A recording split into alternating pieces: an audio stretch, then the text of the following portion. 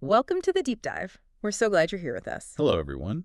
Today, we're going to explore a topic that might feel a bit new, maybe even a little intimidating, especially if you're, just getting started with understanding technology. Mm-hmm. We're taking a deep dive into the world of artificial intelligence, or AI. That's right.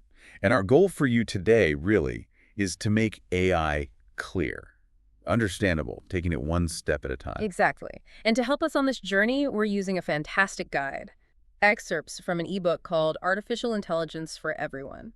Think of us as your friendly navigators, maybe. We'll walk you through some of the first big ideas in this book. Our mission really is to help you move from being just AI curious To feeling AI confident by the time we wrap up. So let's begin. Let's get a sense of what AI really is. Okay, let's unpack this. We're starting with the first part of our guide, Module 1, which is all about, understanding AI. And the very first stop is Chapter 1, What is Artificial Intelligence? Right. So when we talk about AI, what are we actually talking about? Well, at its core, it's technology that makes machines act a little bit like humans do. It's really changing how we use computers, how we solve problems, get things done. Yeah, the fascinating thing here is that AI gives machines the ability to do tasks that normally need human intelligence. Like what kind of tasks? Things like learning new information, thinking through a situation, or making decisions based on what they've learned. Right. A regular computer program, it just follows instructions. Step 1, Step 2, Step 3. Someone wrote those instructions. Exactly. But AI is different. It can learn from information, from data, and actually get smarter. It improves at what it does over time. The guide we're using has a great way to think about this. It says, imagine AI is like a robot brain. A robot brain. Okay. And this robot brain learns by looking at examples, just like you learn by seeing things or trying things out. And we actually see this robot brain working all the time, don't we? We do. Like when your phone recognizes your face to unlock itself, that's AI. Or when you talk to a voice assistant, like Siri or Alexa, and it actually understands what you're saying. Or, when Netflix suggests a movie it thinks you'll enjoy. Mm-hmm. Or even more advanced things like, the potential for a car to drive itself without a person needing to steer. The guide actually shows pictures of these exact things. Face recognition, voice, movies, the car as examples. Okay, so that's what it does. But how does this robot brain actually learn and work? Well, in simple terms, it uses a lot of information data. Lots and lots of data.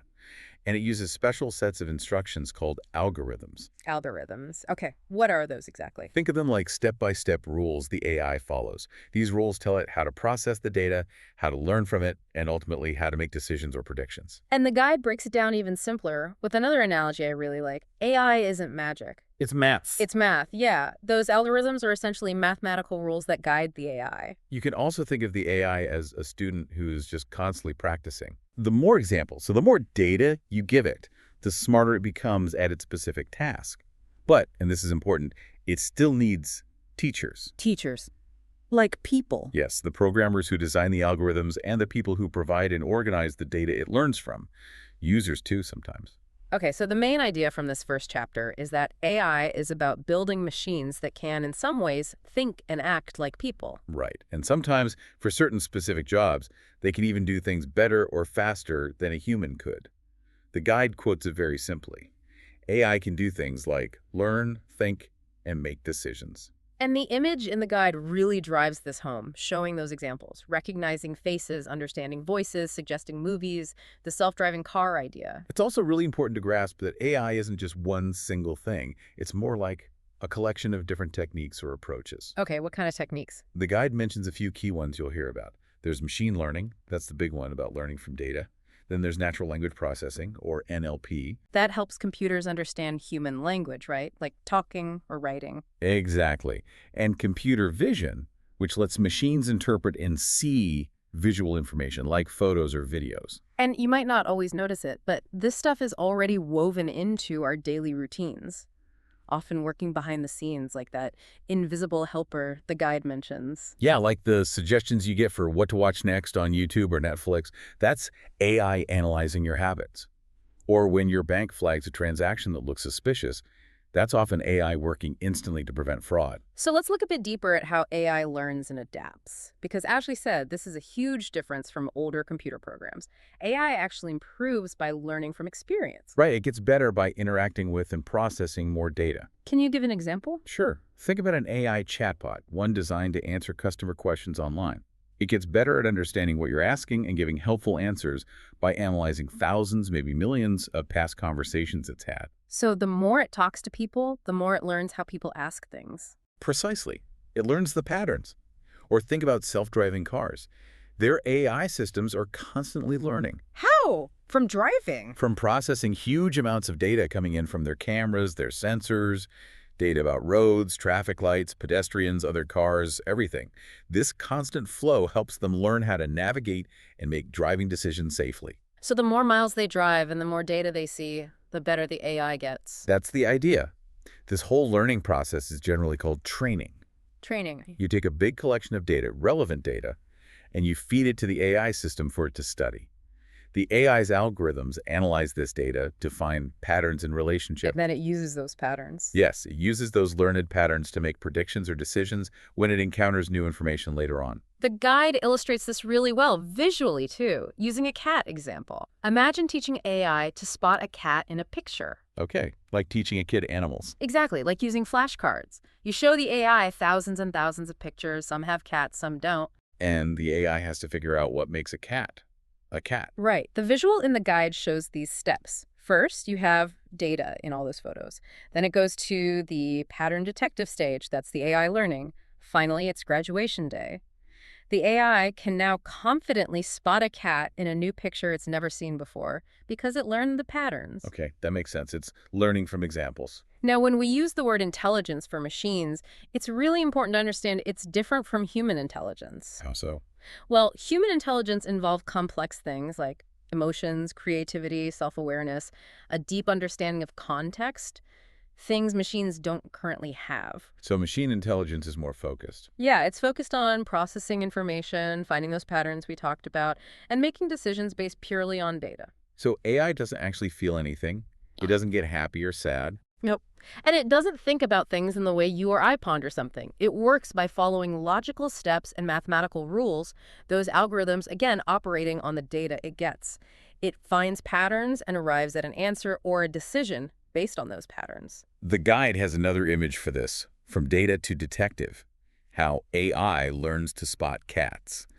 It shows the AI scanning a photo using a data lens to pick out features like triangular ears or pointy.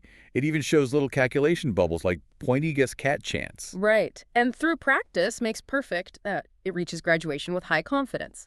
It really shows how machine intelligence mimics specific human abilities, like recognition using data and rules. Powerful for tasks, but no feelings involved. Got it. The guide also makes a really important distinction. It talks about two types of AI, narrow AI and general AI. Okay, what's the difference? Think of narrow AI as being highly specialized. It's designed to do one specific job extremely well. Just one thing. Yeah, like being the best possible voice assistant, or the best at filtering spam emails, or the best at recommending movies based on your taste. It's narrow in focus. And is this what we have now? Yes, this type, narrow AI, is what exists today. It's all around us, used widely in all those examples we mentioned. Okay, so what's general AI then? General AI is, well, it's the bigger idea. Yeah. The concept of an AI system that could have human-like intelligence across all kinds of tasks. An AI that could learn, think, and perform any intellectual task that a human can. Any task, like a person. That's the theoretical idea. But it's still just an idea. General AI is hypothetical. It does not exist yet. It's a long-term goal researchers are thinking about, but it's not here today. So the AI we actually interact with, the narrow AI, its strengths are its focus, its accuracy, its speed, but only at its specific job, right? Exactly. And its limitations are significant too. It can only do what it was programmed and trained for. It lacks creativity, common sense, or that broad general intelligence. And it really needs good data, doesn't it? Absolutely. It relies very heavily on having lots of high-quality, balanced data. And this is where a big challenge like bias can come in. Bias. How?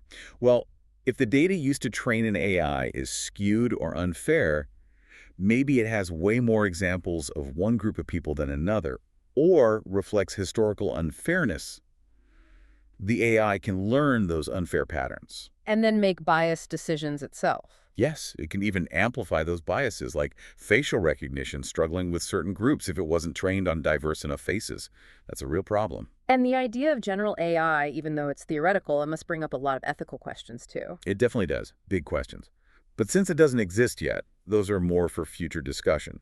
Our focus today is really on the narrow AI that's already here and impacting our lives. Okay, that makes sense. Let's move on then. Chapter 2 is called AI Around You.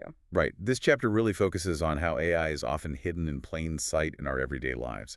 It acts like that invisible helper the guide mentions. It gives so many examples you might not even think of as AI, like features on your smartphone. Yeah, like Face ID unlocking your phone just by seeing you. Or how your Photos app might automatically sort pictures by location or people. Or those suggestions, right? For shows on Netflix or music on Spotify, that's AI working behind the scenes. Definitely. Your email filtering out spam automatically. That's AI. Smart home devices reminding you about things. AI. GPS apps predicting traffic. Social media suggesting friends to tag in photos. Online stores like Amazon recommending products you might like. Voice translators giving you instant translations. Even platforms like TikTok deciding which short videos to show you next. It's all powered by AI making predictions based on data. The guide has an image. AI is all around you, connecting these everyday things back to that core AI brain idea. And all of these examples, every single thing AI does, needs one crucial ingredient to work. Let me guess. Data. Data, exactly. So, The guide uses another analogy here, a car analogy. Data is the fuel for AI.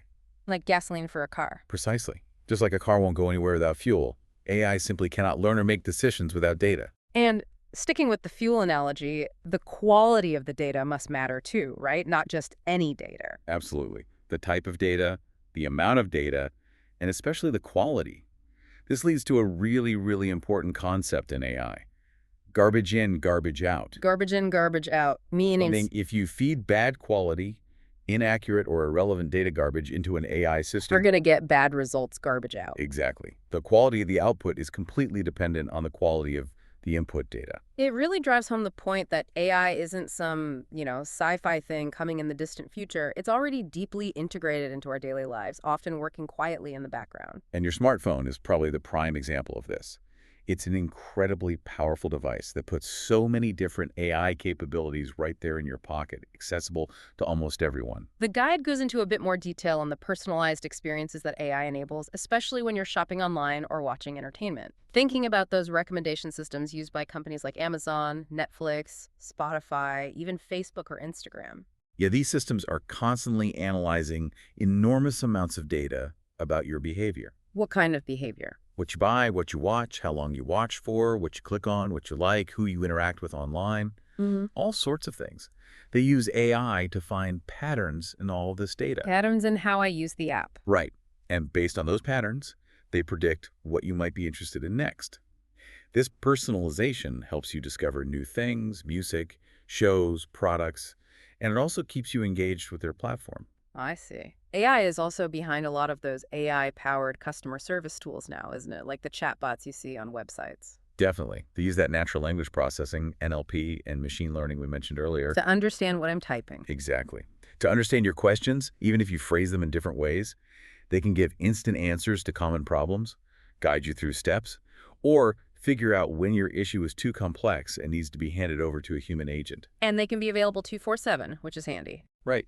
Plus, for online retailers, AI is working behind the scenes on things like dynamic pricing and optimizing their inventory. And dynamic pricing. Prices that change. Yeah. AI systems can help set prices for products that might fluctuate based on things like current demand, the time of day, or what competitors are charging. And inventory, like knowing how much stuff to keep in stock. Exactly. AI helps predict how much of a certain product people are likely to buy, helping companies manage their stock levels efficiently, order the right amount, and reduce waste. AI is also on the move with us, literally, in transportation and navigation. Those intelligent navigation systems like Google Maps or Waze use a lot of AI, right? They rely heavily on it. They use AI to process real-time data about traffic conditions, accidents, road closures, plus historical traffic patterns for that time of day. To give me the best route. Yes, to suggest the most efficient routes, estimate your arrival time accurately, predict where traffic jams might pop up, suggest routes avoiding tolls, and sometimes even help you find parking. The guide includes an image showing AI connecting to all these different parts of our world, the pervasive and rapidly expanding role of AI. So let's really pause and focus on the role of data here. The guide stresses this again and again. Data isn't just important for AI. It's the fundamental foundation. AI systems learn from data in much the same way that humans learn from experience. It's the fuel that powers everything AI does. Absolutely. It powers its ability to learn, to think in its way, to make decisions. And this data can come in so many different forms. Like, Text from books or websites, images, audio recordings, video, numbers from spreadsheets or sensors, all sorts of things. and generally, more data is better for AI. Up to a point, yes. Having more relevant data usually helps an AI system become more accurate and robust. For instance, training an AI to understand speech accurately requires it to process thousands, maybe millions, of audio samples of people talking. But you keep mentioning quality. It's not just about having tons of data, is it? Not at all. The quality is absolutely critical. The data needs to be accurate. It needs to be relevant to the specific task the AI is learning. And ideally, it should be diverse and representative, not skewed. Can you give an example of why quality is so vital? Think about training AI for medical diagnosis using images like X-rays. You need lots of images, yes, but they also need to be high quality, and crucially, they need to be accurately labeled by medical experts. The AI needs to know for sure this pattern means this condition. So the labels have to be right. Exactly. The quality and accuracy of that labeled data directly determines how well the AI will perform when it sees a new, real patient scan. Well-prepared, high-quality data is essential for AI to work effectively, to adapt, and to keep improving. Data is the absolute key ingredient. Okay. The guide also points out something else important, data validation and testing. Yes, data isn't just used for the initial training of the AI, it's also incredibly important for validating and testing the AI after it's been trained. Why is that necessary? To make sure the AI is actually reliable, accurate, and effective when it encounters new, real-world information it wasn't trained on. So after you train the AI, you test it with different data. Yes, use a completely separate set of data, new, unseen information that the AI didn't see during its training phase. And what does this testing show you? It's vital because it confirms whether the AI has truly learned general patterns that it can apply broadly, or if it's just sort of memorized the specific answers from its training data. It shows if the AI can actually perform well in real-world situations. There's an image in the guide, AI systems learn step by step, that clearly shows this testing stage. Can you give an example of testing? Sure, think about building an AI to detect credit card fraud. You train it on a huge data set of past transactions, some labeled as fraudulent, others as legitimate. The AI learns the patterns associated with fraud, maybe weird spending amounts, or lots of quick purchases far apart. Okay, so it learns the patterns, then what? Then, you test it on a fresh batch of new transaction data it's never seen. You see how well it correctly identifies the fraudulent ones, and how well it avoids flagging illegitimate ones. And this helps find problems. Exactly. Testing helps uncover errors, limitations, or even hidden biases that might have crept in during training. It allows the developers to go back and fix things, refine the system. Because without that testing, Without careful testing on new data, the AI might fail badly in the real world. It might miss actual fraud. Or worse, it might constantly flag your normal purchases as fraudulent, which would be incredibly frustrating for you as a customer. Testing builds dependability and trust. okay, that makes a lot of sense. Let's move on to Chapter 3, which asks the question, should you care about AI? This chapter really tries to connect AI back to your life and why understanding it matters. Yeah, it boils it down nicely. The simplest way to think about it is that AI is a really smart computer tool. It can think and learn in specific ways, and like any powerful tool, it can help people work faster, smarter, achieve things that were maybe really difficult or even impossible before. But the guide is also upfront about the fact that it's not all positive. Exactly. It's honest. AI offers many potential benefits and opportunities, but it also comes with real problems and risks that we all need to be aware of and think about. So on the plus side, AI can save us time, like automatically organizing information. Yes, or recommending helpful solutions to problems, or even helping us create new things like writing text or generating artwork. The guide gives some specific examples of AI helping people, focusing on these real-world benefits. It does. Consider doctors, for instance. They're starting to use AI tools more and more to help find diseases faster. Wow. Well, an AI system can analyze medical images, like X-rays or scans, incredibly quickly. It looks for subtle patterns that might indicate problems, like tiny fractures or early signs of lung disease. Does it replace the doctor? No, not at all. Yeah. But it acts as a helpful assistant, potentially spotting things faster or more accurately than the human eye alone, helping the doctor make a better diagnosis and get the patient treated faster. Okay, what about farmers? Farmers are using AI-powered tools too. Imagine drones equipped with special cameras flying over vast fields. The AI analyzes the images from those cameras To see what? to tell the farmer exactly which parts of the field might need more water or more fertilizer, or if there's an early sign of pests or disease starting in one specific area. So it helps them be more targeted, use resources better. Exactly. It helps them manage their crops much more efficiently, potentially grow more food, and use fewer resources like water or chemicals. The guide even mentions AI helping write songs or create paintings. Yeah, creative applications are emerging too. But, Yeah. and here comes the but, the guide is very clear. AI is not perfect. Like any tool, it can make mistakes. And that brings us to the challenges and the risks. Right. Let's go back to the doctor example. Mm. Imagine if that AI tool analyzing the X-ray missed something critical, a sign of a serious disease. That could be incredibly dangerous for the patient. Exactly. And this immediately raises a huge challenge, responsibility. If an AI system makes a harmful mistake, who is actually accountable? Is it the doctor who used the tool or the company that made the AI? These are really difficult but very important questions that we as a society are grappling with. There aren't always easy answers. Another major challenge mentioned is fairness. We touched on this with the garbage in, garbage out idea. Mm-hmm. If the data used to train an AI system contains existing societal biases, maybe historical data reflects unfair treatment of certain groups based on gender, race, income, whatever the AI, will learn those biases. And it might make unfair decisions itself. It can, potentially. It might perpetuate or even amplify those existing biases. The guide gives an example. Imagine an AI used to help select students for scholarships. If it was trained on historical data that was biased, the AI might unfairly favor certain groups over others, causing real problems in the real world. The guide includes an image listing AI challenges and algorithmic bias stemming from bad data is right there. So the main message from this chapter seems to be AI is a really powerful tool with amazing potential benefits helping doctors, farmers, teachers, you name it. Right. But it also comes with significant challenges we have to take seriously. The potential for mistakes, these tricky questions about responsibility, and the very real risk of unfairness if the AI learns from biased data. And because of all these challenges, the guide really emphasizes that we need to use AI carefully. We have to think about its effects on people, on society. Responsible use is absolutely key. Couldn't agree more. That wraps up Module 1, which was all about understanding the basics of AI. Now we move into Module 2, which gets into a bit more detail about how AI works. Okay. And right away, the guide brings back that core idea we keep talking about. Data. Data is the essential fuel for AI. And remember, if the data is messy or flawed garbage, the AI won't work well. You get garbage out. It reinforces that AI learns from this data using those step-by-step rules, algorithms. And it uses that student analogy again. AI learns like a student.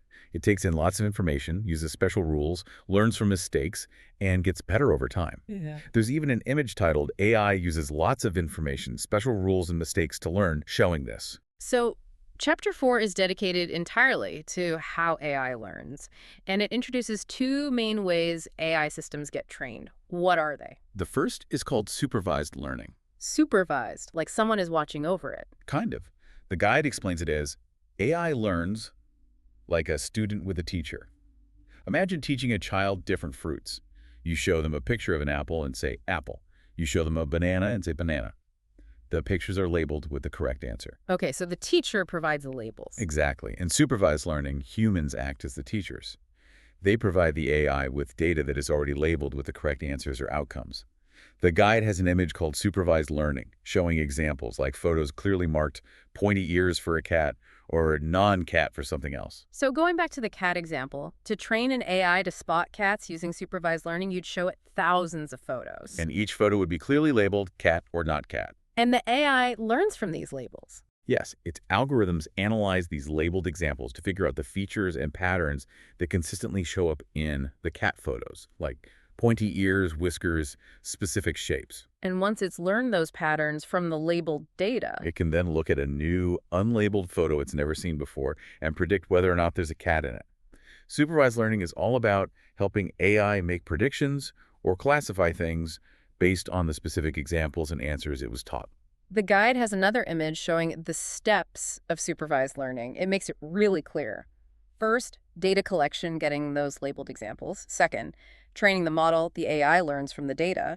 And third, Testing the model, using new, unseen data to check how well it actually learned. and that testing part is super important, really. Absolutely critical.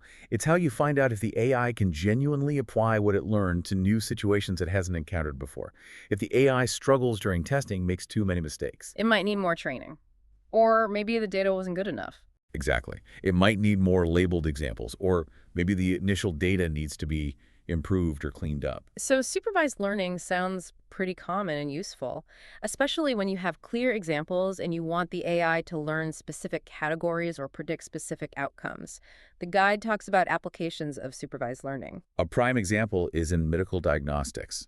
AI is helping doctors find diseases, like spotting potential tumors in X-rays or MRIs.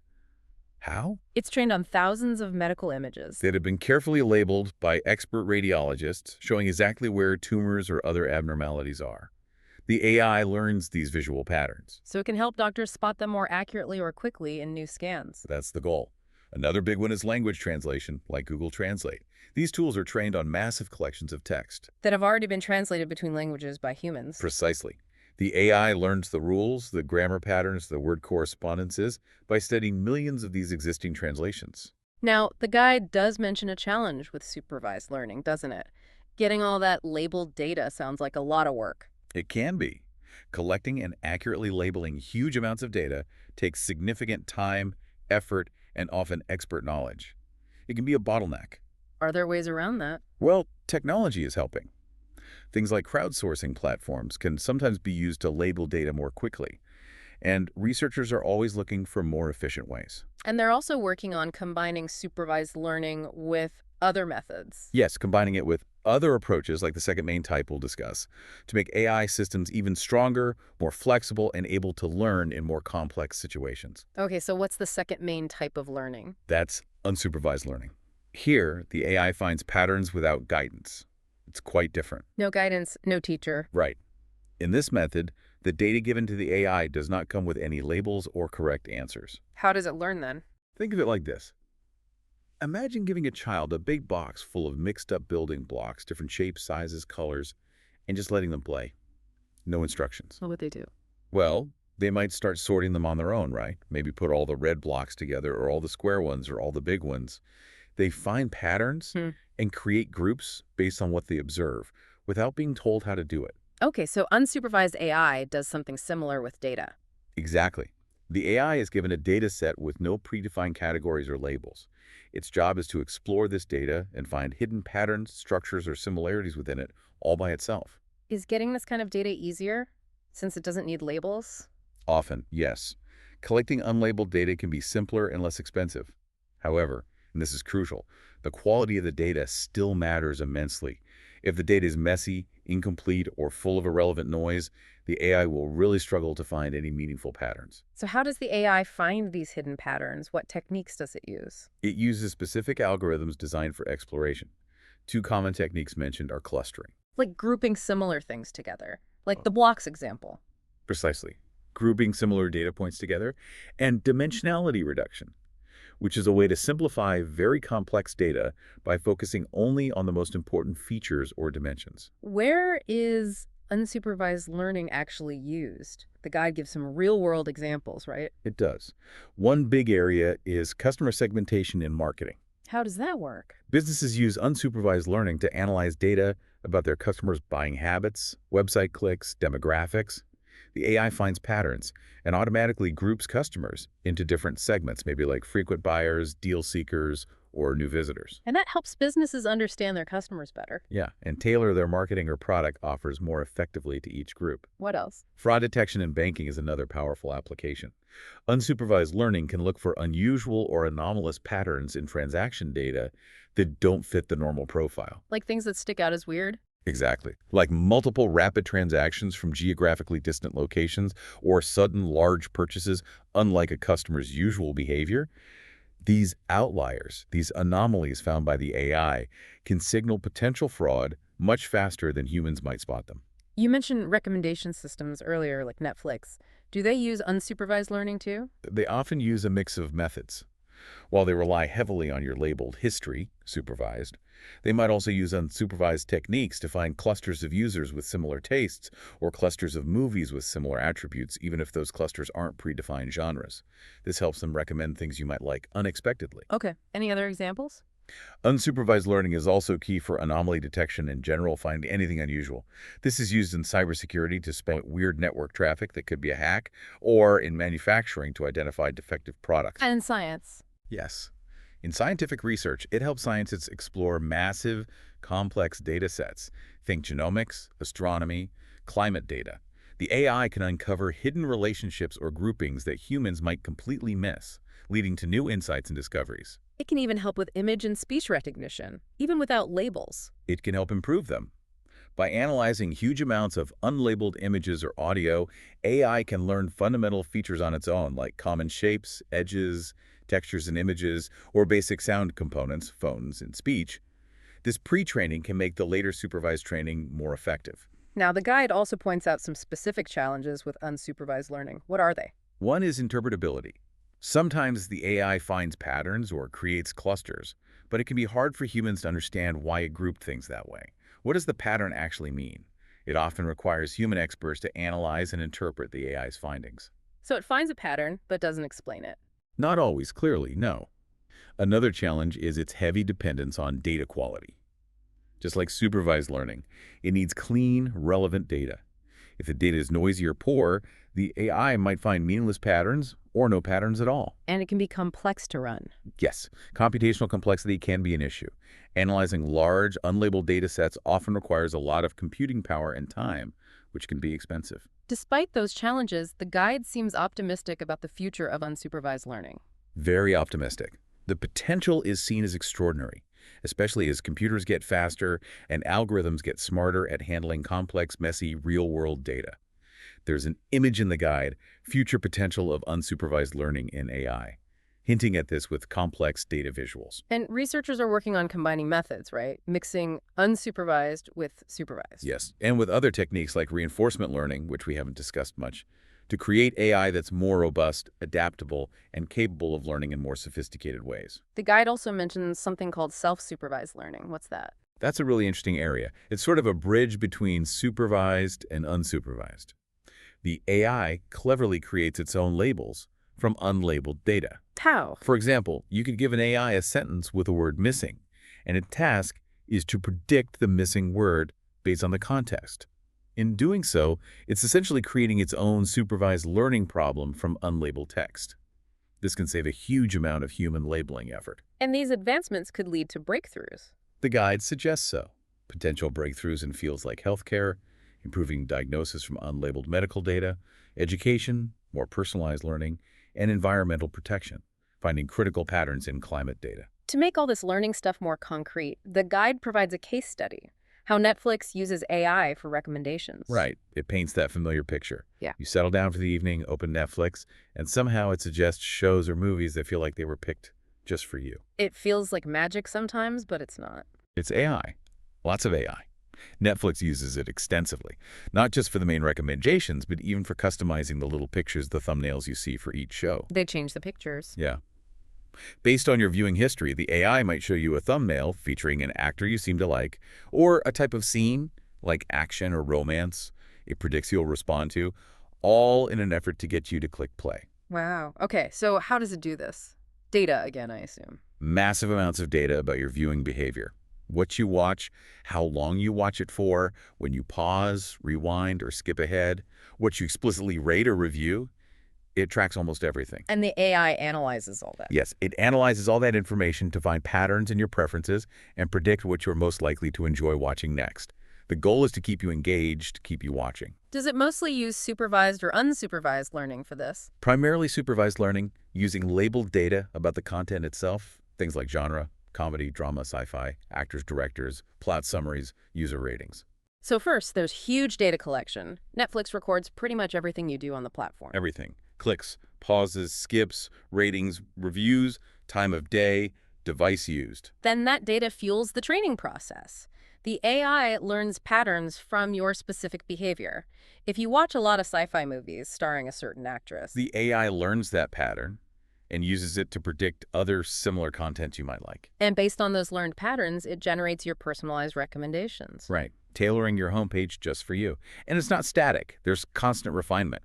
The more you watch and interact, the more data the AI gets, and theoretically, the better its recommendations become over time. Does Netflix use AI in other ways too? Oh, yes. The guide points out several. For content creation, AI analyzes viewing trends and patterns across all users. To predict what new shows will be popular. Exactly. To forecast what types of shows or movies might be successful, influencing the decisions about what original content Netflix decides to invest in and produce. The guide mentions shows like Stranger Things or The Witcher as examples potentially influenced by data insights. What else? They use AI for optimizing streaming quality. It adjusts the video resolution automatically based on your internet connection speed to try and prevent that annoying buffering. We mentioned thumbnail personalization, showing different images for the same show to different people based on their predicted preferences. And even marketing and promotion. AI helps them create different versions of trailers or ads for the same movie or show, targeting them to different audience segments based on what the AI predicts will appeal most to each group. Okay, this chapter also covers a really important core concept. It's called the core of AI, recognizing patterns. This seems key to understanding what AI really is. It is absolutely key, because many people have this image of AI, maybe from movies, as being just like a human mind, a robot that truly thinks, feels, understands the world, has consciousness. But the guide says that's not how current AI works, right? Not at all. Mm. It clarifies that AI does not think with consciousness or emotions like a human brain. It doesn't truly understand complex concepts or the deep meaning behind things in the way we do. So what does it do? What AI is incredibly good at is recognizing and following patterns in data. The guide has an image emphasizing AI's ability to identify patterns. This is its fundamental strength. So it finds patterns in shopping habits for recommendations, Patterns in financial transactions to spot fraud. patterns in weather data to make forecasts. Exactly. It excels at finding these patterns, often in massive amounts of information where a human couldn't possibly see them. But it's crucial to stress, the guide says, that AI uses mathematical algorithms to find these patterns, but it lacks true comprehension of what the data means in a human sense. Right. The facial recognition example illustrates this perfectly. Yeah. AI identifies your face by analyzing specific geometric patterns, the distance between your eyes, the shape of your jaw, and so on. But it doesn't know what a face is or what a smile means. Exactly. It doesn't understand the concept of a face or the emotion behind a smile or a frown. It just matches the pattern. It lacks creativity, intuition, common sense, and the ability to make complex moral or ethical judgments based on human values. Why is understanding this distinction so important? Because it helps us see AI's real strengths, its incredible speed and precision in processing data and making predictions based on patterns, and also its very real weaknesses. It cannot simply replace human judgment, empathy, creativity, or ethical reasoning. Which leads to the idea the guide emphasizes, human-AI collaboration. Yes. The real power often lies not in the AI alone, but in humans and AI working together, combining their complementary strengths. So AI handles the heavy lifting with data, the repetitive stuff. Right. AI can handle tasks that are repetitive, involve processing huge data sets, or require complex calculations incredibly fast. This frees up humans to focus on the work that requires creativity, strategic thinking, emotional intelligence, communication, empathy, things AI is not good at. There's an image showing AI handling repetitive tasks. And AI provides insights from the data. By spotting those patterns, humans might miss. But critically, humans use their judgment, their intuition, their experience, their understanding of the bigger picture, and the ethical implications to make the final decisions based on those AI insights. So when it comes to solving complex problems, like finding cures for diseases or tackling climate change, AI can be an invaluable tool, accelerating research by analyzing data at massive scale. But the guide strongly stresses that humans must ensure that the solutions and actions taken based on AI insights are ethical, fair, and truly beneficial for society. Human oversight is essential. Okay, so summarizing the collaboration idea, AI does repetitive data tasks, humans do creative, empathetic work. AI gives insights, humans make final judgments. AI helps solve problems, humans ensure ethics. AI is a powerful tool, but not a substitute for human qualities. Precisely. And how does AI recognize patterns in practice? It analyzes all those different types of data we discussed: images, sounds, text, numbers, looking for connections, relationships, recurring structures. These patterns can be obvious or incredibly subtle. And generally, the more data it analyzes, the better it gets at identifying these patterns accurately. The guide brings back the handwriting recognition example here. AI studies thousands of handwriting samples. Learning the patterns of different styles, shapes of letters, more data equals better recognition, even of messy writing. And the weather forecasting example, too. AI analyzes historical weather data, satellite images, sensor readings. Finding complex patterns that allow it to make increasingly precise predictions about future weather. And its strength is applying these learned patterns to new data, right? That's what makes it flexible. Exactly. That ability to generalize from learned patterns to new situations is key to its use in diagnosing diseases, recommending content, navigating cars, and so much more. It works by analyzing patterns to make predictions or decisions it doesn't comprehend like a human. The guide then revisits some applications of AI pattern recognition, looking at them specifically through this pattern lens. Like language translation, AI follows complex patterns in grammar, vocabulary, and sentence structure found in massive amounts of translated text. Medical diagnostics. It follows visual patterns in medical images associated with certain diseases. Self-driving cars. They follow patterns in the visual environment, the shape recognized as a pedestrian, the color pattern of a traffic light, the movement patterns of other vehicles, using sensor data to make driving decisions. It doesn't understand driving conceptually, but it expertly follows the learned patterns. The image AI pattern recognition shows these application areas. The guide also briefly mentions that researchers are trying to push AI beyond just simple pattern recognition. What does that involve? Two main areas are mentioned. One is explainable AI, sometimes called XAI. Explainable, making it less of a black box. That's the goal.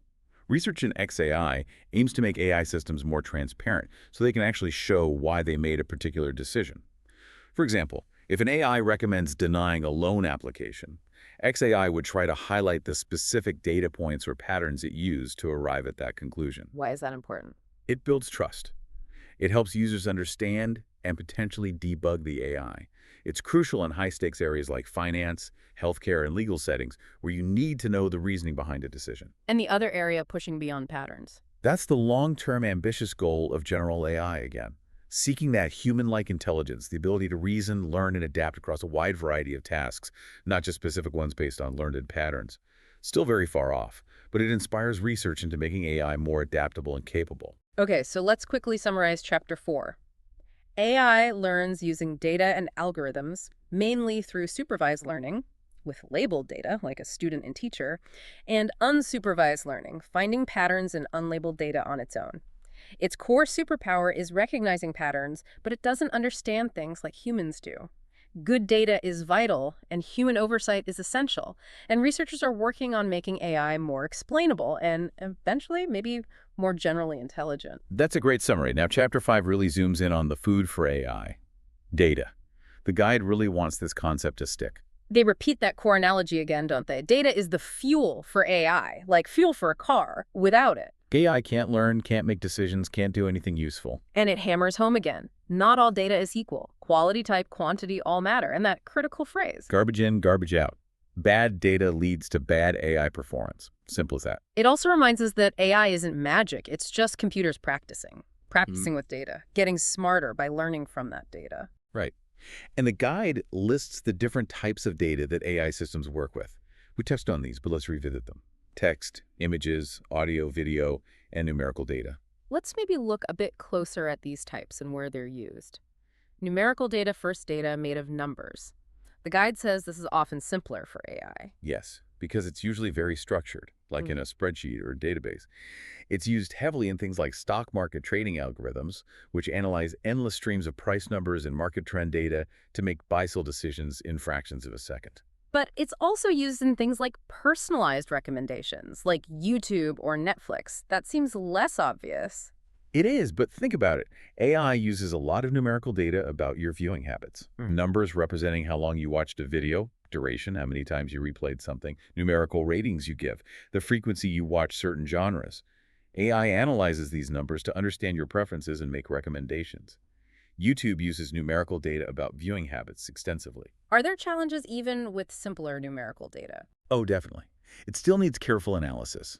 If the data is old, outdated, or incomplete, like missing stock prices or faulty weather sensor readings, the AI's predictions will likely be wrong. So you need to clean the data. Yes. Solutions involve things like data cleaning to remove errors, filling in missing values intelligently, and outlier detection, finding those really unusual data points that might just be errors and could skew the results.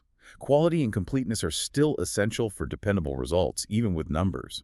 Okay, what about audio data? Data from sounds. AI uses audio data in interesting ways. In healthcare, there are tools being developed that listen for and detect subtle abnormalities in recordings of heartbeats or breathing sounds, or even identify specific respiratory issues just by analyzing the sound pattern of a person's cough. Wow. Any other audio examples? Environmental sound recognition is another area. Think about public safety systems that use microphones and AI to automatically identify specific sounds like gunshots or breaking glass in real time, alerting authorities much faster. Video data next. Data from videos must be huge. It is, and processing it is challenging. But it's used in surveillance systems in public places where AI analyzes video feeds to monitor activity and detect suspicious behavior patterns. And self-driving cars use video constantly, right? Absolutely. They process huge streams of video data from their cameras to analyze road conditions, identify pedestrians, read traffic signs, track other vehicles. It's fundamental to how they see the world. Video data is also used in healthcare, for instance, analyzing videos of surgeries to provide insights or training assistance. The challenges are managing the sheer volume of data and addressing privacy concerns, but the potential is immense. Text data, words, sentences. We talked about translation and chatbots. What else? Analyzing large volumes of customer reviews online to understand overall sentiment about a product.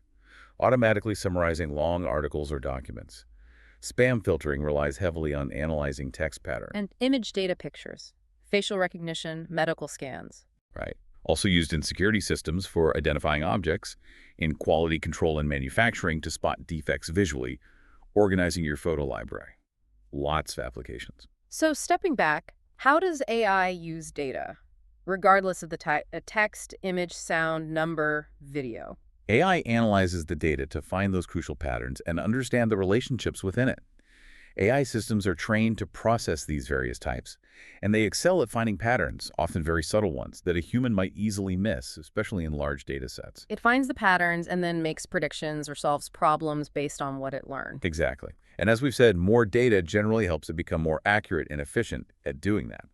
The guide includes an image. AI analyzes data, showing these different data types flowing into an AI system's brain. Let's maybe use the handwriting example again to illustrate how it uses data.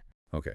By studying thousands of different handwriting samples, that's image data, the AI learns the vast range of patterns in how people form letters and words. The more diverse examples it sees, the better it gets at recognizing handwriting it's never encountered before. And weather forecasting. AI uses huge amounts of historical weather data that could be numerical data from sensors, satellite image data, text data from reports, to learn the incredibly complex patterns associated with different weather phenomena. This allows its predictions to become more and more precise as it processes more historical and real-time data. And it's the ability to analyze new data based on these learned patterns that makes AI so flexible, applying it to new diseases, new content. Precisely. That generalization ability is key. It's why AI is being used across healthcare, transportation, education, finance, all relying on processing data and finding patterns. The guide gives some specific, current real-world examples of AI using data. TikTok is one. How does this AI use data? TikTok's AI is constantly analyzing your behavior on the app. What videos do you watch all the way through? What do you like or share? What comments do you leave? How long do you linger on certain types of content? Even data about your device or location can be used. And it uses this to find patterns. Yes. It identifies patterns in your behavior and might group you with other users who show similar interests. Maybe you all seem to enjoy cooking videos or funny pet videos or science explainers. And then it uses these patterns to personalize my For You page. Exactly. If the AI detects you consistently engage with comedy clips, it will prioritize showing you more comedy. If you start showing interest in fitness content, more fitness videos will appear. And it adapts quickly if I like one dog video. The AI notices that pattern shift immediately. Yeah. You'll likely start showing you more dog videos. Yeah. Conversely, if you quickly swipe past a certain type of video every time it appears, the AI learns you're probably not interested and will show you less of that. It's all driven by constantly analyzing your interaction data. What about healthcare? How does AI use data there? In healthcare, AI systems analyze vast amounts of diverse medical data. This includes medical images like X-rays, CT scans, MRIs, electronic health records containing patient history, lab results, medication lists, and even genomic data information about a person's genetic makeup. To what? To help with diagnosis by spotting patterns indicative of diseases, to predict how a patient might respond to a specific treatment based on similar past cases or genetic markers, and even to recommend personalized treatment plans. It also improves efficiency by automating tasks. Can you give an example? Imagine a patient comes to the emergency room with chest pain. An AI system could potentially analyze their medical history, recent lab results, EKG readings, and maybe even chest scans almost instantly, comparing the patterns to thousands of past cases. It could then alert the doctor to a high probability of a heart attack, possibly recommending immediate specific actions much faster than a human could sift through all that data alone. It uses AI for image analysis, building predictive models from patient data and automating routine tasks.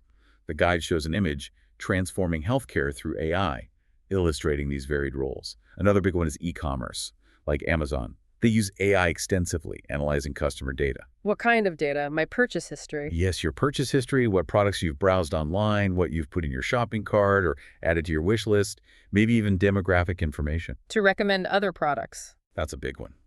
Personalizing recommendations is key. If you just bought a new camera, the AI will likely start showing you recommendations for camera bags, lenses, tripods, memory cards. If you've been browsing for baby items, you'll probably start seeing ads and recommendations for diapers, strollers, baby clothes. Does it do other things besides recommendations? Oh yes, AI helps Amazon optimize its inventory. It analyzes sales data and trends to predict demand for millions of products, helping them decide how much stock to keep in which warehouses across the country. They also use dynamic pricing, where AI algorithms adjust prices based on factors like demand, competitor pricing, and inventory levels. And AI improves customer service, powering chatbots that can handle many common inquiries, track packages, or process returns automatically. The guide has an image summarizing these uses, the use of AI in e-commerce. So the guide really wraps up this data chapter with a clear message, doesn't it? It does. A crucial concluding thought. The quality of the data used is perhaps the single biggest factor determining the success, reliability, and fairness of any AI system. Poor, incomplete, or biased data inevitably leads to flawed decisions in poor performance, garbage in, garbage out. So you need high-quality, accurate, diverse, and unbiased data to build reliable and beneficial AI. Absolutely. And ultimately, for ethical and effective outcomes, humans and AI must work together. Humans play a critical role in ensuring the data is appropriate, interpreting the results sensibly, and making the final judgments, especially when the stakes are high. Okay, that's a very clear takeaway. Now let's move to Chapter 6, which feels incredibly important. AI safety and privacy. As AI gets more involved in our lives, thinking about the risks is vital. It really is. The guide defines AI safety in pretty simple terms first. It's about making sure AI systems don't cause harm to people, that they don't do things they shouldn't do. Because AI can make mistakes, right? Like the example of giving wrong medical advice. Exactly. Mistakes can have serious consequences. So, AI safety is about putting rules, guidelines, and rigorous tests in place to prevent those harmful mistakes as much as possible. The guide's image, AI, safety, privacy, and the challenges uses a shield symbol for safety. And privacy, what's the simple definition there? Privacy is all about keeping your personal information safe and secure. Things like your name, address, birthday, maybe even your location or online habits. AI systems often need to process this kind of information to work effectively. But that information has to be protected. Absolutely. It must be kept confidential and shouldn't be shared or used without your clear permission or for purposes you didn't agree to. Failing to protect privacy can lead to really serious problems like identity theft or misuse of your data. A padlock symbol represents privacy in that same image. So, how do good AI systems actually protect safety and privacy? Well, the guide explains that well-designed AI systems are built with safety rules and privacy protection measures baked in from the very beginning of the design process. They aren't afterthoughts. And they get tested a lot. Rigorously tested. For example, an AI tool intended for use in hospitals maybe for analyzing medical scans, would be tested thousands upon thousands of times on diverse data to ensure it's highly accurate and doesn't miss critical issues before it's ever deployed with real patients. And for privacy, what measures are used? They use strong security measures, things like requiring strong passwords, using encryption, which basically scrambles the data so unauthorized people can't read it, and implementing strict access controls so only authorized personnel can view sensitive information. The image highlights AI's protective measures, like ethical guidelines, robust algorithms, and regular audits. But the guide acknowledges it's not perfect. There are still challenges. Yes, it's realistic about that. AI systems, even well-designed ones, aren't foolproof. They can still make mistakes, perhaps storing information incorrectly or giving flawed advice in certain edge cases. And hackers are constantly trying to find ways to break into systems and steal data. So it's an ongoing effort. Definitely. There's a continuous need for improvement in AI safety protocols and privacy technologies. The challenges section of that image lists things like algorithmic bias, which we've discussed, adversarial attacks, where someone deliberately tries to trick or fool the AI, and lack of transparency, making it hard to understand how an AI reached a decision. These are shown in the sort of complex maze structure, indicating they're tricky problems. The guide goes into a bit more detail about keeping AI safe, ensuring systems work correctly and don't cause harm. It uses that wrong medical advice example again to stress the potential danger. Right. And to make AI safe, developers follow specific procedures. They create rules for how the AI should behave, especially in critical situations. And they implement extensive testing in simulated environments with diverse data sets under stress conditions, all before it gets near real-life use. And if it fails a test? It gets sent back for adjustments, debugging, retraining, refining the rules until it passes reliably. Safety also involves controlling what AI is allowed to do. Yes, that's another important aspect, setting boundaries. For very important decisions that significantly impact people's lives, like medical diagnoses, loan approvals, hiring decisions, many AI systems are deliberately designed to require human approval or oversight before a final decision is made. The AI might provide a recommendation, but a human makes the ultimate call. To prevent unfair or harmful automated decisions. Exactly. It's a crucial safeguard. The image, the importance of AI safety, reinforces this need. The guide also explains how AI is designed to help keep you safe and your secrets secure. Developers know these risks are paramount. They do. They work hard to build systems with strong safety rules and robust protection for personal information. Those tools used in sensitive areas like hospitals are tested extensively with real-world data, like thousands of actual anonymized medical images, to prove the reliability. And AI tools are designed to limit who sees personal data, like the school example. Right. An AI system used by a school might be built so it can only share a student's grades with their authorized teachers or parents, ensuring that private information isn't accessible to others who shouldn't see it. But again, it's acknowledged. No system is perfect, constant improvement is needed, but using strong safety and privacy measures is a core part of responsible AI development. Absolutely. The guide then talks about facing the AI risks together. It emphasizes that despite all the benefits, these challenges and risks are real and need collective attention, because AI, while powerful, is imperfect. It revisits the idea of mistakes. The wrong medical advice could cause serious harm. And privacy risks. AI often collects personal information, name, location, online habits, health data.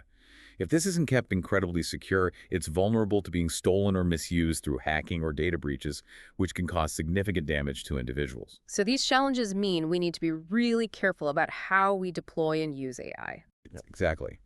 Proactively improving safety rules, implementing stronger privacy protections, and ensuring transparency are crucial steps in reducing these risks and making sure AI is used for good. The guide concludes this chapter by talking about building trust in AI and how that relies heavily on safety and privacy. Right. The long-term success and acceptance of AI really depend on people trusting that it will be used safely and responsibly. Safety is fundamental, ensuring systems do what they're supposed to do reliably without causing harm. Rigorous testing, clear rules, ongoing monitoring these are essential for building that confidence. And privacy is equally important. Just as important. Since AI often needs personal info to provide useful, personalized services, it must handle that data with extreme care. Protecting data through strong security like encryption and access controls is vital for keeping private details safe and giving people peace of mind when they interact with AI systems. But the challenges, mistakes, unfairness, breaches, they'll likely persist. They likely will, to some degree. Which means there's a constant need for improvement in how AI systems are designed, managed, governed, and regulated. It requires a collaborative effort.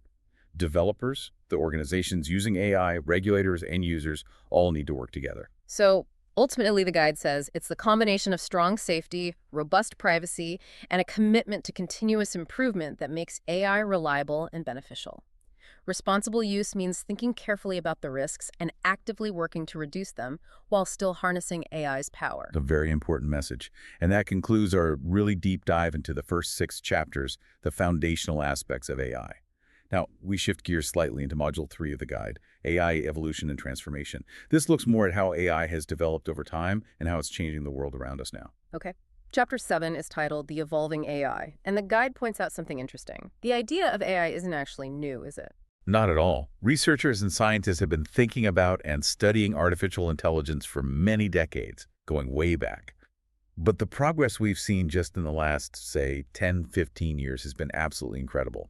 Explosive, really. And the guide highlights 3 main reasons for this recent surge. Yes, 3 key factors came together. First, the sheer amount of data available today is astronomical compared to the past. The internet, sensors, digital devices, they generate unbelievable amounts of data. Second, we now have incredibly powerful computing technology, faster processors, specialized chips that can actually process all that massive data relatively quickly and affordably. The guide includes an image hinting at this with a visual of a complex server room. And Third, the algorithms themselves, those step-by-step rules AI uses, have become much more advanced and effective, particularly in learning from data. a major turning point mentioned is the rise of machine learning. How is that different from earlier AI attempts? It was a fundamental shift. Older AI systems often relied on humans trying to write down every single rule explicitly for every possible situation, very rigid and brittle.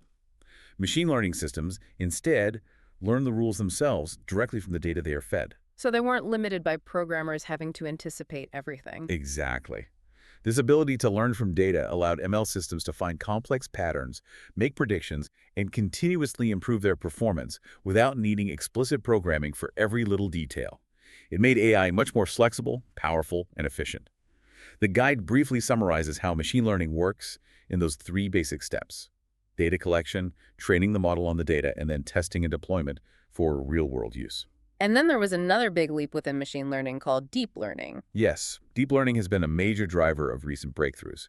It's a specific type of machine learning that uses complex structures called artificial neural networks. Neural networks, like the brain. Loosely inspired by the structure of the human brain? Yes. They have multiple layers of interconnected neurons or nodes. These multiple layers allow deep learning systems to process information and identify patterns in a more hierarchical, step-by-step way. They can learn features at different levels of abstraction. Which lets them handle really complex tasks. Incredibly complex tasks. The guide has an image showing this deep learning structure. Deep learning is the powerhouse behind many of the most amazing modern AI technologies. Like what? State-of-the-art image recognition systems, highly accurate speech recognition, sophisticated natural language processing applications like advanced chatbots and translation services, and even superhuman performance in complex games like the AlphaGo AI that beat world champion Go players. The guide mentions some key milestones and achievements in AI's history, showing how far it's come, but it also reiterates that point about general AI, doesn't it? It does. It reminds us that while researchers continue to pursue the long-term theoretical goal of general AI, that human-level intelligence across all tasks, it remains just that, a long-term goal. The AI that is actually transforming industries in our lives today is primarily that narrow AI, we discussed AI, that excels at specific tasks but lacks broad human-like intelligence. Which naturally leads to a discussion about the future of human-AI collaboration. The guide suggests the future isn't just AI taking over, but AI working with humans. Exactly.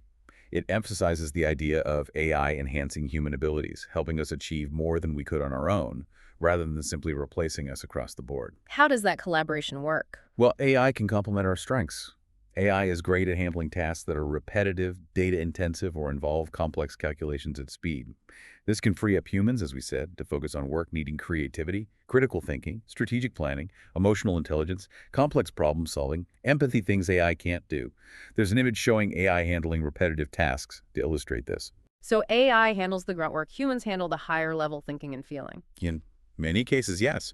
AI can provide powerful insights by analyzing data and spotting patterns, but humans bring their judgment, intuition, experience, and understanding of context and ethics to make the final decisions based on those insights. And when it comes to solving complex problems like in science or medicine, AI can be an invaluable tool, dramatically accelerating research by sifting through data. But the guide strongly stresses again, humans must ensure that the solutions derived with AI's help are ethical, fair, and genuinely beneficial for society. Human oversight and ethical guidance are non-negotiable. so summarizing collaboration again, AI does repetitive data tasks, humans do creative empathetic work, AI gives insights, humans make final judgment, AI helps solve problems, humans ensure ethics. AI is a powerful tool, but not a replacement for unique human qualities. You got it. The guide includes an image titled AI's Current Impact on Various Aspects of Our Lives, highlighting key sectors being transformed, including healthcare, transportation, education, and entertainment. It also lists other notable applications in areas like agriculture, energy, manufacturing, and cybersecurity. Bringing it back to everyday tech, AI is already doing a lot in our smartphones, like with photo organization. Definitely. Apps like Google Photos use sophisticated AI to automatically recognize faces, even pets, identify objects like beach or dog, and recognize locations. This makes searching your thousands of photos incredibly easy and allows the app to automatically create albums or highlight memories. And the keyboard on my phone, predictive text. That's AI too. The predictive text and autocorrect features learn from your typing habits, your vocabulary, and the corrections you make over time. They analyze patterns to predict the next word you're likely to type or to automatically fix spelling and grammar mistakes as you go. Okay. Chapter 8 is called AI Transformation in Everyday Life. This seems to expand on these impacts. The guide focuses here on smartphones and education, right? Yes, it revisits smartphones, Face ID, voice assistants, photo sorting, smart typing as prime examples of AI in your hand. But then it dives deeper into AI in education. How is AI changing education? The guide says it's making learning potentially more personalized, accessible, and engaging. It has the potential to revolutionize how both students learn and teachers teach. Key ways mentioned include personalized learning platforms adapting to individual needs, automated grading, freeing up teacher time, AI helping create educational content like quizzes or tutorials, and AI helping to identify learning gaps by analyzing student performance data. There's an image, AI transforming education, showing AI integrated into learning activities. Let's look closer at personalized learning. How does AI make learning personal? By adapting lessons and teaching methods to suit each student's specific skill level, learning pace, and even their preferred learning style. This helps students learn at a speed that's right for them, getting extra help where they struggle, and moving faster where they excel. Are there examples of this? Yes, adaptive learning platforms like Duolingo for languages or Khan Academy for subjects like math and science use AI. They track your progress and customize the difficulty and sequence of lessons based on your answers. They provide immediate feedback and explanations when you make mistakes. Can it adapt to how I learn best, like if I'm a visual learner? Potentially, yes. AI might analyze how you interact with materials to infer your preferred learning style adaptation. Maybe you respond better to diagrams and videos, visual or lectures and audio explanations, auditory. It could then tailor the presentation accordingly.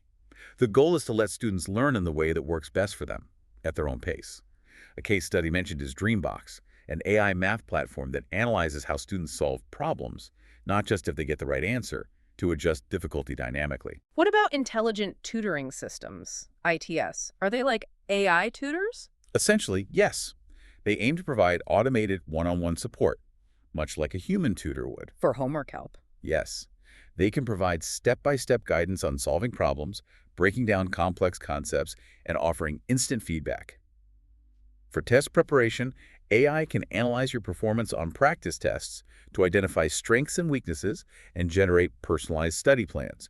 And for skill development, think of language apps like Babbel using speech recognition to check your pronunciation, or coding platforms like Codecademy using AI to provide interactive lessons and feedback on your code. AI can also help with the administrative side of schools. Definitely. Administrative efficiency is a big area. AI can help streamline routine tasks, freeing up teachers and administrators to focus more on students. This includes automated grading, especially for multiple-choice tests or standardized assessments. AI tools like Gradescope are even being developed to help evaluate written essays based on grammar, structure, and relevance. Attendance tracking can potentially be automated using facial recognition systems, with automated notifications sent to parents if needed. AI can also assist with complex scheduling and resource management tasks, like optimizing class timetables or allocating resources like textbooks and equipment efficiently across a school district. What does the guide see as the future of AI in education? Potentially things like immersive virtual classrooms, AI providing personalized lifelong learning support beyond formal schooling, and expanding global access to high-quality educational resources for everyone. But, importantly, it acknowledges the challenges, ensuring student data privacy, guarding against algorithmic bias in assessments or recommendations, and the absolute need for human-teacher oversight and interaction. Responsible use is paramount. Okay, let's switch to AI in healthcare. The guide calls it revolutionary there too. It really is having a profound impact. AI is being used to help doctors diagnose diseases more accurately, recommend more effective treatments, and predict patient outcomes, enabling more personalized and proactive medicine. The image transforming healthcare through AI depicts these various roles. What are some key applications? Image analysis is huge. AI analyzing X-rays, CT scans, MRIs, ultrasounds to spot subtle signs of diseases like cancer, diabetic retinopathy, or heart conditions, often earlier than the human eye might detect them. Genomic analysis is another area. AI analyzes vast amounts of genetic data to help understand diseases or predict how a patient might respond to specific drugs. IBM Watson for oncology is mentioned as an example, helping oncologists develop personalized cancer treatment plans based on a patient's genetic profile in medical literature. AI in drug development. Yes, AI is speeding up the incredibly long and expensive process of discovering new drugs by helping identify promising molecular candidates and predicting how they might interact in the body. Risk prediction models use AI to analyze a patient's health records, lifestyle factors, and genetics to predict their future risk of developing conditions like diabetes, heart disease, or stroke, allowing for earlier interventions. What about using data from wearables, like smartwatches? Remote monitoring is a growing field. AI analyzes data from wearable sensors like heart rate monitors and smartwatches to detect potential health issues like irregular heart rhythms, atrial fibrillation, and alert the user or their doctor. AI can also analyze data from a patient's hospital stay to predict their risk of needing to be readmitted soon after discharge, allowing hospitals to provide extra support. And AI helps with administrative tasks in healthcare too. Yes, streamlining administrative tasks is important. AI can automate appointment scheduling, potentially prioritizing more urgent cases based on symptoms described. It can speed up the processing of complex insurance claims. And it can help manage electronic health records more efficiently by automating data entry or quickly retrieving relevant patient information for doctors. Are there real-world examples of this already happening? The guide mentions several. Google DeepMind's collaboration with Moorfields Eye Hospital in the UK used AI to detect various eye diseases from retinal scans with remarkable accuracy. IBM Watson for oncology is used in some hospitals to help suggest cancer treatments. Companies like Zebra Medical Vision develop AI tools to automatically detect various conditions in medical images. What does the guide see as the future of AI in healthcare? Things like even more accurate and faster AI-powered diagnostics becoming standard practice. Truly personalized medicine, where treatments are routinely tailored to an individual's unique genetic makeup and lifestyle, and expanded remote healthcare, allowing more monitoring and consultations to happen from the comfort of a patient's home. But again, the challenges are significant. Ensuring patient data privacy and security, addressing potential algorithmic bias in diagnoses, especially if training data isn't diverse, and maintaining the crucial role of human doctors for empathy, complex judgment, and final decision-making. Responsible implementation is key. Let's talk AI in transportation next, making how we move safer, more efficient, more sustainable. From self-driving cars to smart traffic lights, the guide shows an image, AI transforming transportation, with cars, buses, etc. Right, and let's deep dive into AI and self-driving vehicles first, as that's probably the most widely recognized and discussed application. How do they work, basically? These vehicles use a whole suite of sensors, high-resolution cameras, providing 360-degree views, radar to detect distance and speed of objects, LiDAR using laser pulses to create detailed 3D maps of the surroundings. The AI system acts as the brain, Processing all that sensor data. constantly, in real time. The AI algorithms process this massive flood of data to understand the environment, identifying pedestrians, cyclists, other cars, traffic lights, lane markings. And based on this understanding, it makes driving decisions. When to accelerate, like brake, steer, change lanes. The image AI in self-driving vehicles illustrates this sensor-data decision loop. What are the potential benefits? Huge potential benefits. Reducing accidents is a major one, as human error is estimated to be a factor in the vast majority of crashes. Improving accessibility for people who currently cannot drive, like the elderly or people with certain disabilities, and potentially reducing traffic congestion if autonomous vehicles can communicate with each other and coordinate their movements to optimize traffic flow. But there are big challenges too. Absolutely. Significant challenges remain. Regulatory hurdles, establishing laws and standards for how these vehicles can operate safely. Complex ethical considerations. How should an AI be programmed to decide in an unavoidable accident scenario where harm might occur? And ongoing technological advancements are needed, especially to improve performance and reliability in difficult conditions like heavy rain, snow, or fog, or complex urban environments. AI isn't just about the cars themselves, right? It's also used in traffic management. Yes, optimizing the flow of traffic across entire cities or regions to reduce congestion and delays. How? Smart traffic lights. That's one key example. Instead of fixed timers, AI systems can adjust the timing of traffic lights dynamically, in real time, based on the actual volume of traffic detected on intersecting roads. This can make traffic flow much more smoothly, reducing stop-and-go driving, saving fuel, and cutting emissions. What else? Predictive analytics. Right. AI analyzes historical and real-time traffic data, from road sensors, GPS data, cameras, to predict where and when traffic jams are likely to form. This enables dynamic routing systems, like in Waze or Google Maps, to proactively suggest alternative routes to drivers to help them avoid the predicted congestion. The guide mentions Pittsburgh's smart traffic system as a case study where AI significantly reduced travel times and emissions. AI is also improving public transportation systems. The guide has an image for this too. Yes, making buses, trains, and subways more efficient and user-friendly. Oh, demand prediction. Exactly.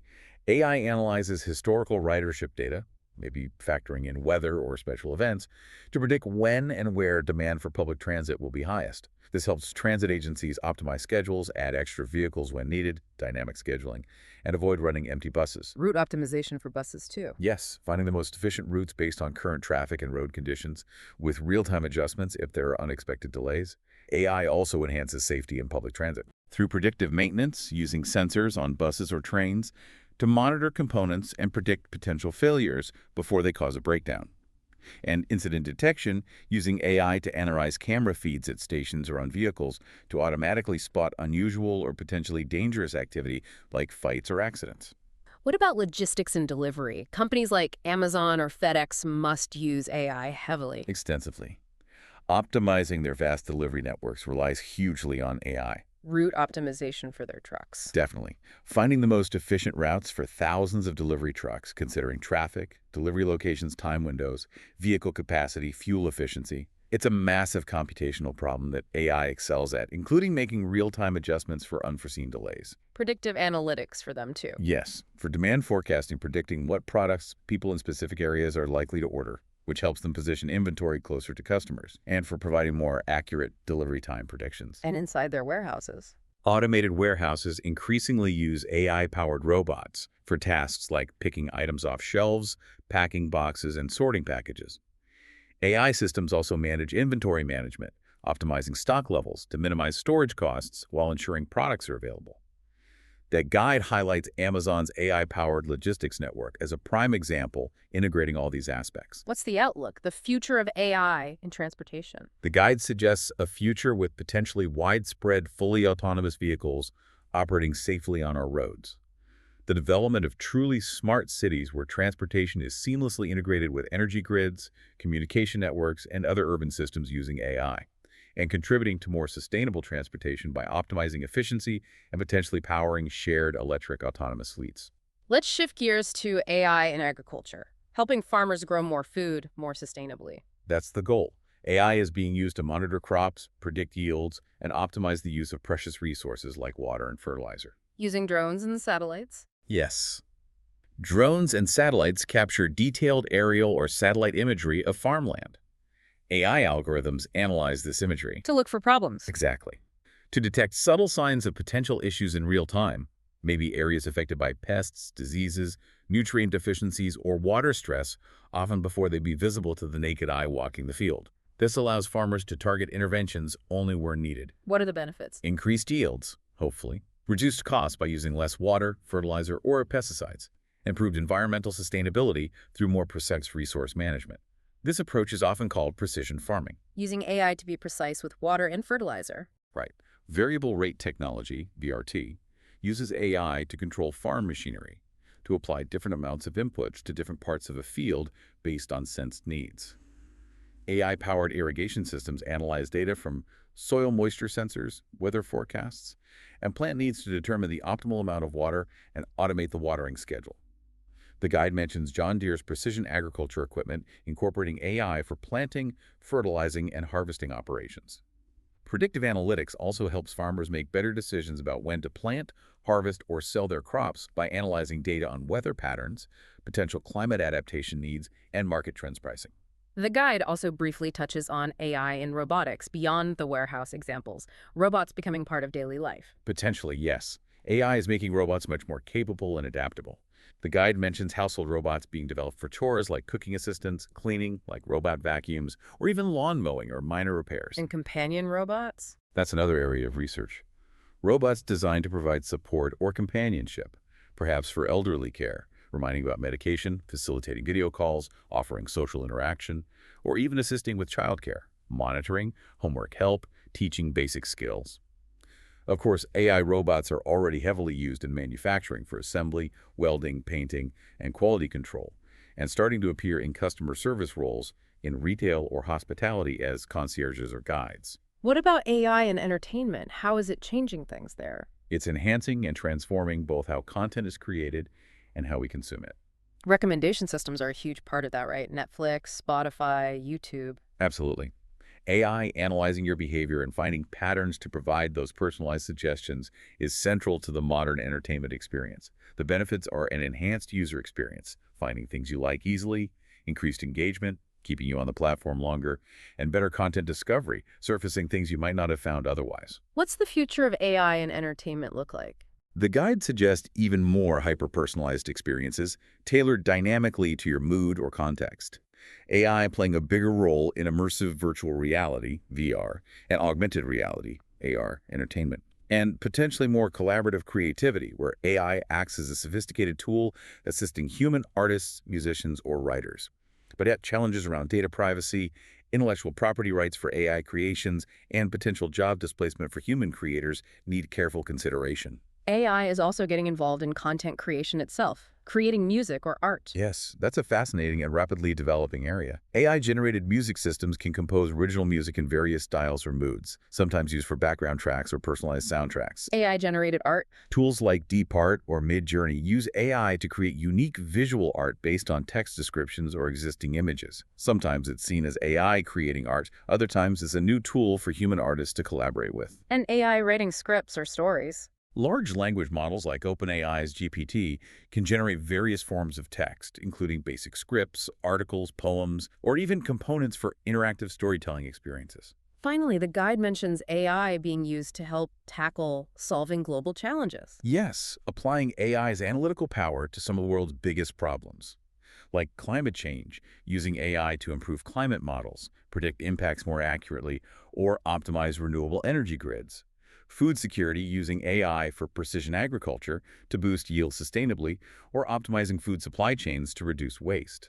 And healthcare access using AI for telemedicine platforms, developing portable diagnostic tools for remote areas, or advancing personalized medicine to improve health outcomes globally. Wow, AI is really touching almost every aspect of life.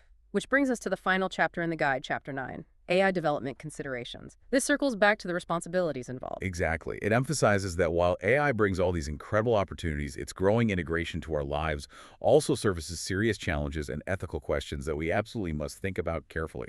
It stresses thinking about the ethical implications. Deeply.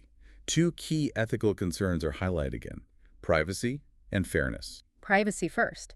AI needs lots of data, often personal data. Right. So the guide emphasizes the crucial need for clear rules, strong technical safeguards, and robust regulations covering how personal data is collected, stored, used, and protected. People's privacy rights must be paramount.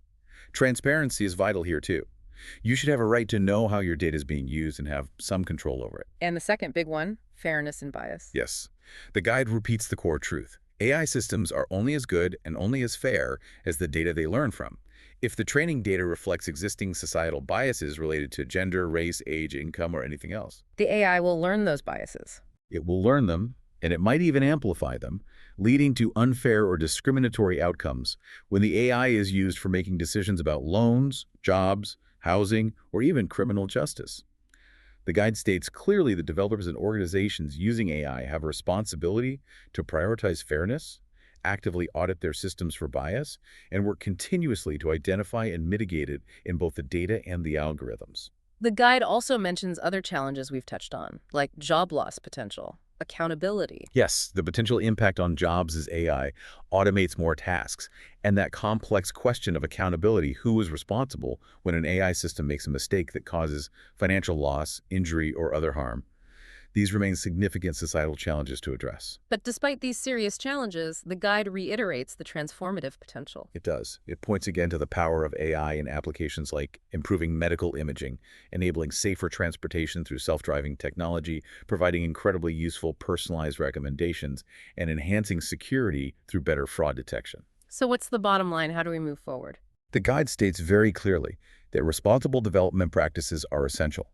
This needs to be combined with clear regulations, transparency about how AI systems work, especially in critical applications, and a strong, ongoing focus on ethical use. These are all necessary to ensure that AI actually serves society fairly and safely, benefiting everyone, not just a select few. The guide concludes by looking at the road ahead.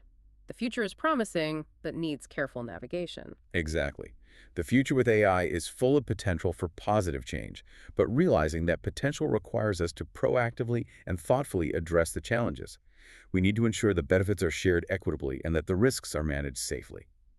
The focus needs to be on fostering innovation while embedding ethical considerations and encouraging collaboration among researchers, developers, policymakers, businesses, and the public.